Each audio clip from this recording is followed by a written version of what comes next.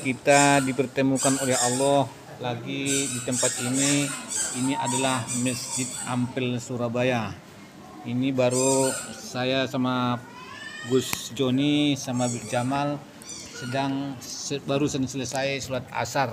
Nah, ini akan kami membahas lagi sadar Allah untuk perjalanan kita kepada Allah Subhanahu wa taala. Ini mungkin Gus Joni ini bisa menyampaikan sedikit kira-kira apa yang perlu diwaspadai dalam berketauhidan kita ini.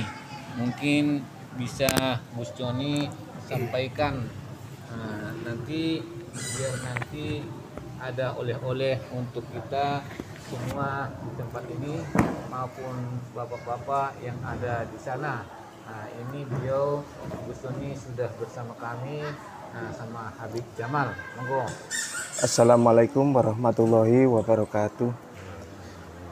Terima kasih atas waktunya. Jadi langsung saja kita ambil dari surat Al-Fatihah, ihdinas siratal mustaqim, yaitu jalan yang lurus.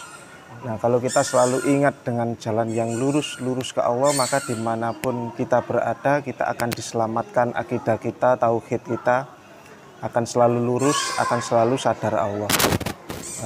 Saat ini kami sedang berada di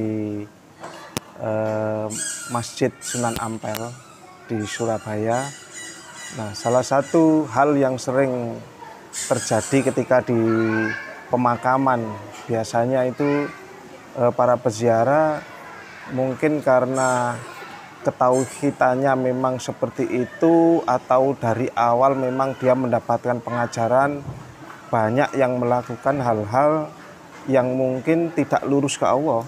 Jadi syirik secara nggak disadari gitu. Misalnya meminta kepada si wali yang sudah meninggal, meminta sesuatu, minta barokah sama wali yang sudah meninggal. Padahal itu terbalik.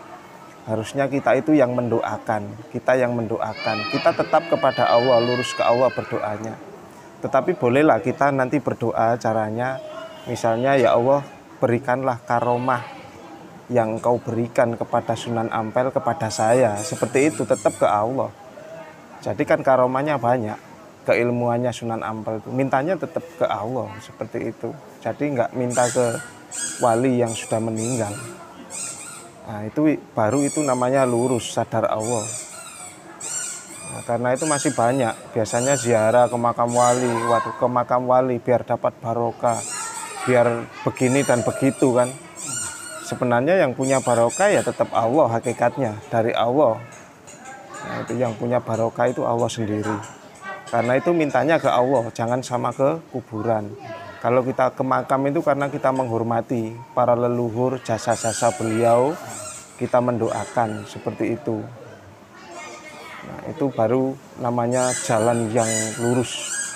Nah, terlepas dari segala macam pemahaman, apakah itu sanad, apakah itu keturunannya apa saja, keturunannya wali, keturunannya nabi, atau apa. Jadi Allah menegaskan nggak melihat dari semua itu, dari keturunannya, dari nasabnya. Makanya itu inna akramakum indallahi atqakum. Sesungguhnya yang paling mulia di antara kalian itu di hadapan Allah adalah yang paling takwa.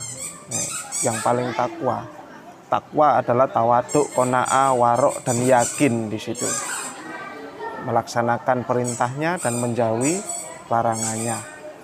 Jadi demikian yang bisa saya sampaikan, mudah-mudahan bermanfaat. Ada kurang lebihnya mohon maaf yang sebesar-besarnya. Wassalamualaikum warahmatullahi wabarakatuh.